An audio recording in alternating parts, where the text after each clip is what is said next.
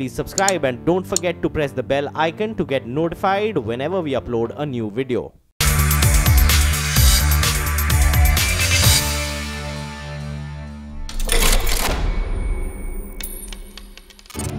Bitcoin, the newest face of money. Good or bad, a phenomenon that's taken the world by storm. Bitcoin is exciting because it shows how cheap it can be. Bitcoin is better than currency. It's about the evolving face of currency, the need for legal tender that straddles geographical divides amid an emerging uncertainty. आज 500 रुपए और 1000 रुपए के currency note legal tender नहीं रहेंगे. But concerns around Bitcoin stare hard. New transaction trail, funding trafficking, betting and terror a clear threat. India warning it's a dangerous PONZI scheme. Investment or gamble? What? Where? How? Pros and cons, getting to the bottom of the Bitcoin sensation. Good evening, folks. For over a week now, CNN News 18 has been at the forefront of decoding this Bitcoin mania that has gripped India. Why just India? The whole world. Now, in this episode, we'll be talking about the origins of this new age tool in India, the big concerns, the government's confusion. Now, through the day, from our social media platforms, we've been inviting you, the viewer, to connect directly with our expert and ask your questions to the experts. Raise your concerns if you have any. We are going to talk about all that and much more, but first, let's quickly take a look at this presentation prepared by my colleague Shubhajit Sengupta. He tries to sum up the Bitcoin mania, or as some would like to say, the Bitcoin enigma. Take a look. The big disruption for the Indian investors in 2017 was the arrival of Bitcoins and other cryptocurrencies as short-term investment options.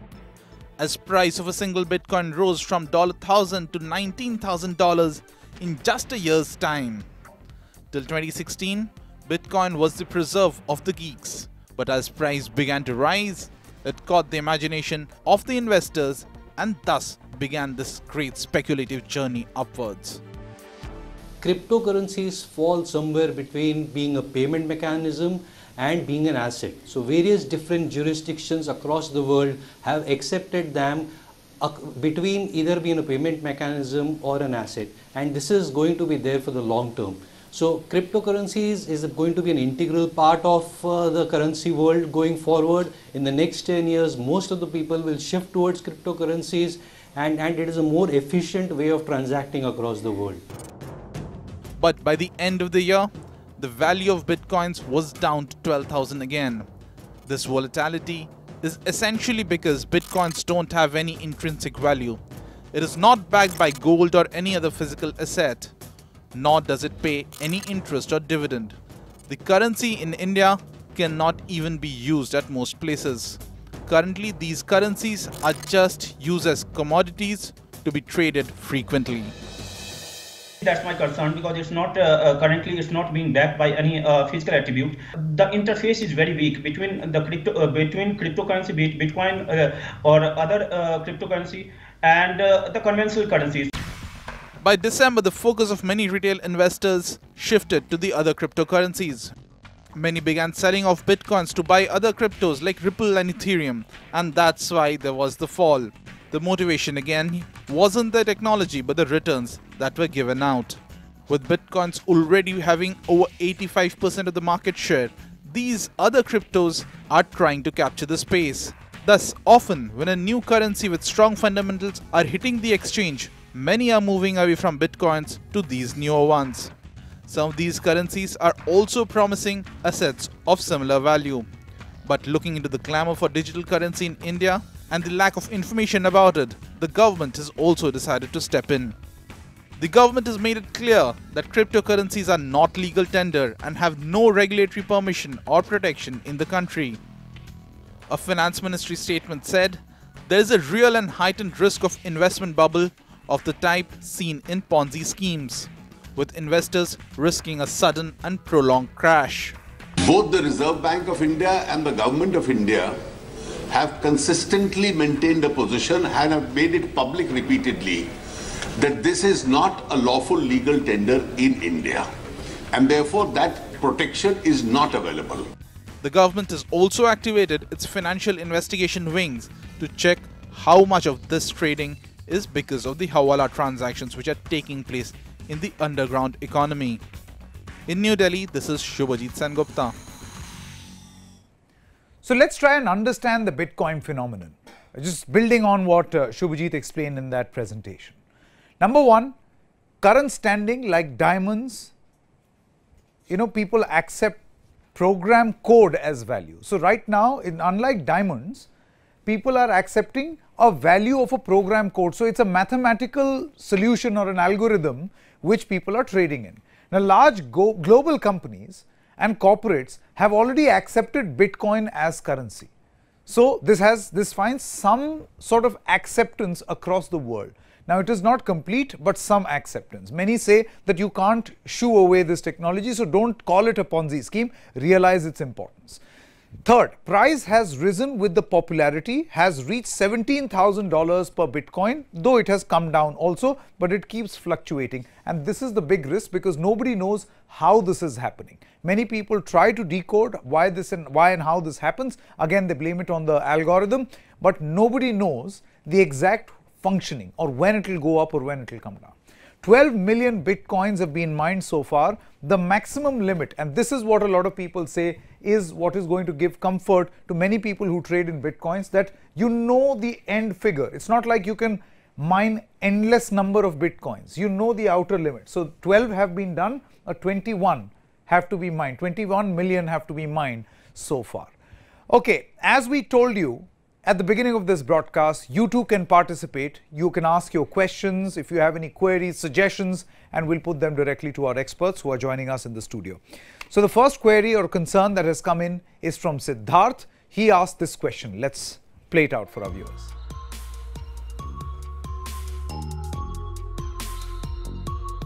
Siddhartha from Bombay here. My query with regards to Bitcoin is that what kind of analysis one can do in order to identify on which Bitcoins to invest, which Bitcoins to buy, which Bitcoins to sell. Do we have some kind of data points which will help us in this identification?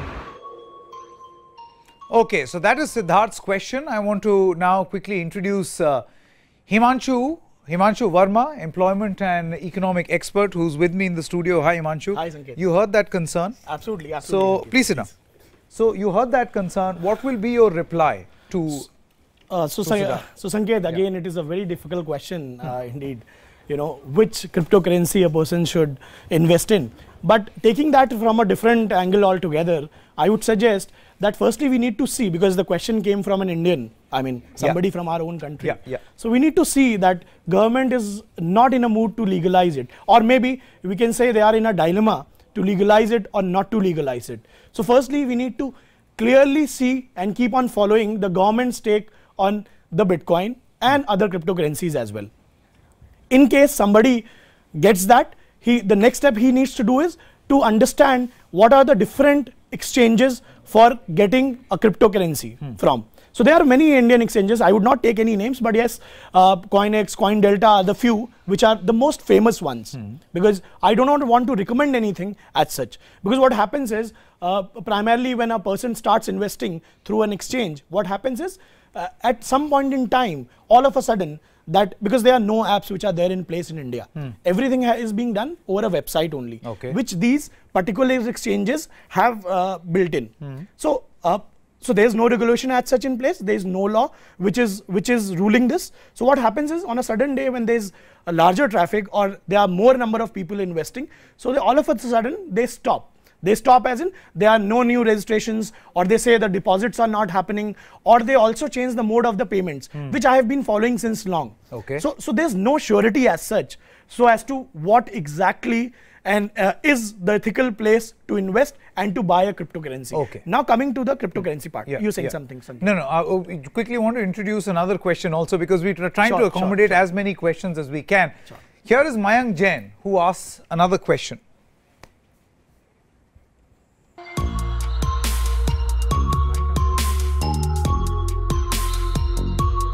Sanket, the question I have is that the distributed ledger is supposed to identify and authorize the accounts which are eligible to pay, transact, receive the bitcoins. The question that comes to my mind is that what is the legitimacy of these accounts? How do you establish that?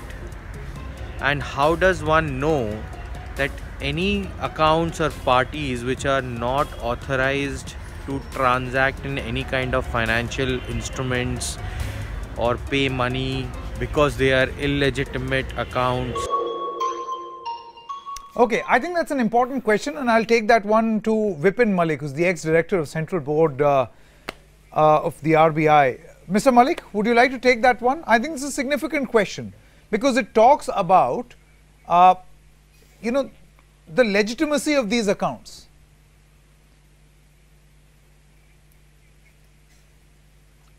I think this is one of the biggest fraud scheme going on as on today, because it violates two acts.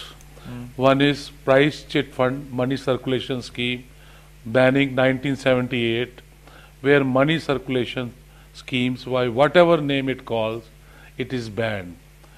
Number two is it is violation of the Prevention of Money Laundering Act, and it is, in my opinion, a money laundering. Because none of the either exchanges, the exchanges which were named by my other speaker, or any regulatory approvals which are in place, or I think none of them have applied also. So considering these two acts which are being violated, it is a fraud scheme. So I suggest to everybody that no one should subscribe to, because they will also become part of the money laundering. No, or but the then, money circulation but Mr. scheme, Malik, I have a follow-up question. To the just a follow-up question. You are saying that they will become party to an act of money laundering. I want to know then why is the government not clarifying its position? As of now, here is a government that says this is an invalid tender, but the government does not move beyond that. And then you have got global experts who are saying this is the future. This technology at least is the future. So I as a person do not know whether I should be investing in it or not. Should I be listening to you, or should I be listening to those who are, you know, saying that this is the future? Because many other countries have already legitimized it. Probably Mr. Arun Jaitley has said in one of his statement that they are examining it, but as on today it is illegal, but the examining process is on. And since examining process is on, you see the government in everything is being examined, and there is always slow pace. But shortly you will see that the law of the land will take very shortly. And the law of the land is that both these acts which I mentioned are being violated, and it is a fraud. Fraud is happening. Okay, significant. I mean, if you use that word, you're calling it a fraud, then this is a cause of worry, I would say. To all those who are trading, perhaps they have to realize that, in the words of Mr. Malik, this is like indulging in money laundering. So do we have a new age Indian, all those who are accepting bitcoins or trading in bitcoins, indulging in money laundering? And will those relevant sections of the law apply eventually? By extension, are most of these people ignorant about what this actually is, are indulging in money laundering and thus committing a crime? That is the most significant point over here, and I will take that question back to Mr. Malik and Himanshu also. Now, cryptocurrency and particularly Bitcoin, let's take a look at the opportunities. Okay, what are the opportunities and what are the weaknesses, or the the flip side, or the risks? The opportunity first. Move towards cashless society in a digital age. Most of the people who are in favor of the Bitcoin say that you want to go cashless, this is the way to go cashless. Number two, answer to a truly international currency, that move over dollar, move over the Chinese currency, the Indian rupee, the Australian dollar or the pound. This is the real global currency. Another opportunity, makes the grind of banking system redundant, because now everything is online. So you have to learn a new age tool, and then everything becomes redundant. All those old tools become redundant. Another opportunity, zero regulation, freedom, absolute freedom to users. Now these are arguments that have been presented by those who feel that bitcoins or cryptocurrency is really the future. Financial traders can make huge profits using this, but they can make huge losses also. Now, volatility can help early bird investors. Now, all this is valid. All those people who are speaking in favor of Bitcoin often tend to give these arguments. Now, the risks one by one. Uncertainty on the future of cryptocurrency. We don't know. We absolutely don't know what it is, and that is why you have a Mr. Malik who is saying that this is fraud, this is money laundering. Number two, ever-present threat of hackers. Losses are irrecoverable, irreparable damage, and this is a valid concern because all those exchanges that are operating, they have been hacked in the past. Ban by any large economy will send the value crashing, which means there is so much uncertainty that you may be making huge profits, but you will lose all of it just like this. Challenge to increase in transaction volumes. That is also a big challenge or a risk involved in dealing with Bitcoin or any other cryptocurrency. And a superior cryptocurrency may replace Bitcoin at any given point. Right now, of course, they control the 85% of the market, of the cryptocurrency market, but there will come a time when, due to competition, because of the open nature of these blockchain technology, you can have some other currency also. So again, there will be a huge risk involved. Now, Radhika Ramaswamy spoke to Akshay Haldipur, a young Bitcoin investor who is also one of the first few Bitcoin millionaires in Mumbai. Listen in. Akshay, you've been into this for quite some time. So, can you describe to us in layman's language how one can go about investing in Bitcoins and, what are the things to be kept in mind while doing so? I think a lot of people are, attracted towards this because they think it's more about, the easy money. Well, it has the easy money making factor, but that's just the byproduct of it. What's really important to understand that Bitcoin is more than just the money making aspect. It's more about the technology that it kind of resides on, and that's called the blockchain. So blockchain is something that the companies are talking about, not the individuals, because individuals are just trying to reap the fruits of the technology. If you decide to invest, then you got to be very sure that you know how this thing works. Never to go all in with all your investments. Security is a major issue here because most of the exchanges have been hacked in the past. In the recent past actually, because of which the prices come soaring down.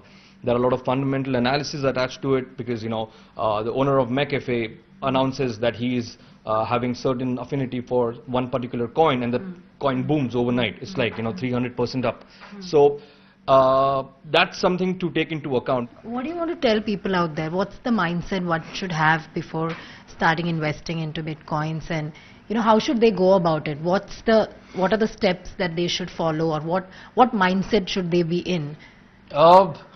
Firstly, you got to enter the game with a plan, right? Just because some of your friends out in a party when they're drunk and they say, oh, I made 10 Bitcoins and you get all blah, blah, blah. The point is never to invest more than what you can, perhaps afford to lose. Because what people do is, and which is very wrong, is they end up taking loans from banks just to invest. But because you have never done something like this before, the chances of you losing money is like in a snap, right? So only afford to invest what you can afford to lose is my suggestion to people.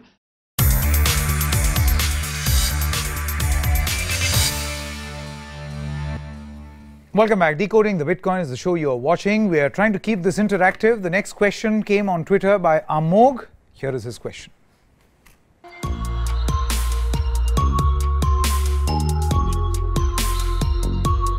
Hi, I'm Amog Suman. I'm a computer science graduate from IIT Delhi.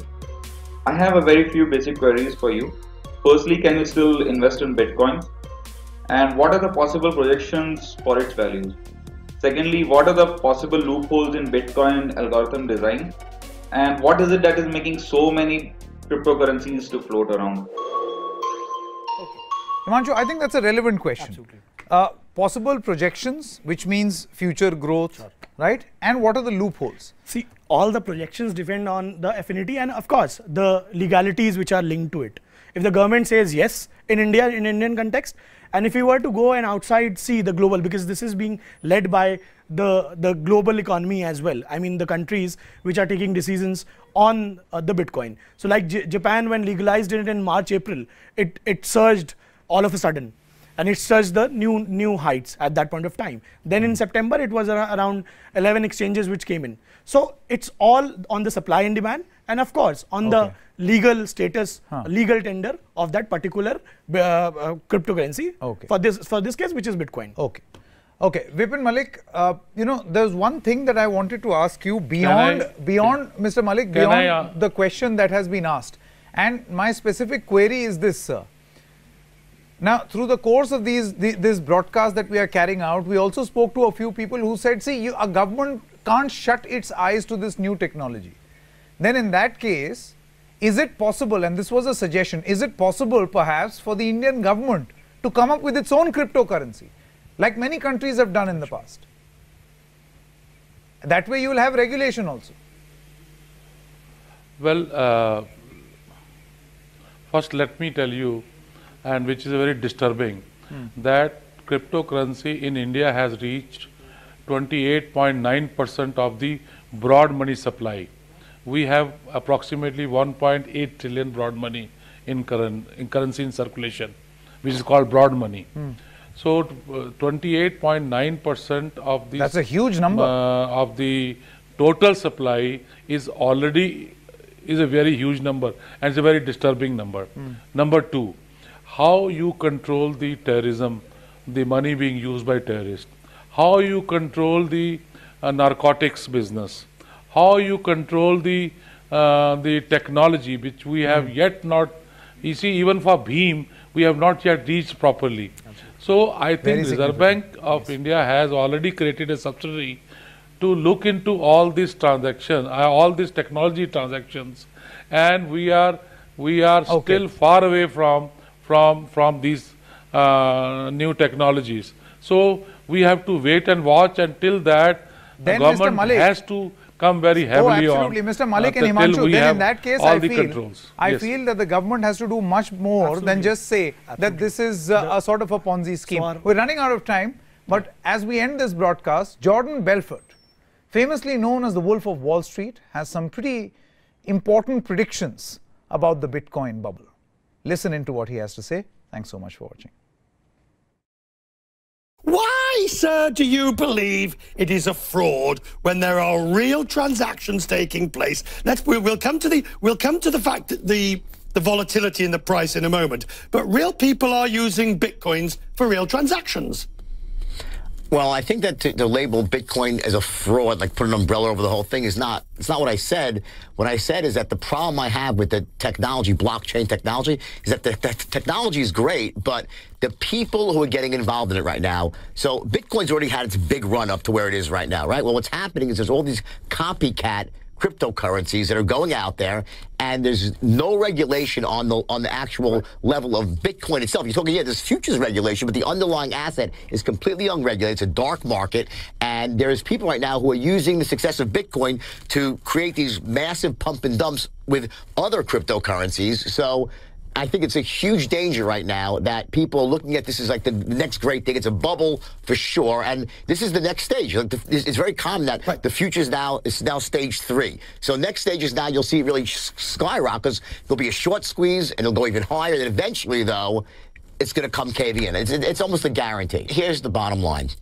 If you were the most disciplined person, you could really have the discipline to get in and get out. There's probably a short window to make some money. But that's not human nature. It's not psychology. People, they'll get in and they make some money. They want to make more money. And these people have a tendency over, tulip bubble, right? Remember, in the tulip bubble, the beginning of the end was when they started trading futures on tulips. That's how it started to, and that was another move up, and then all of a sudden, bam, it collapses and it's all over.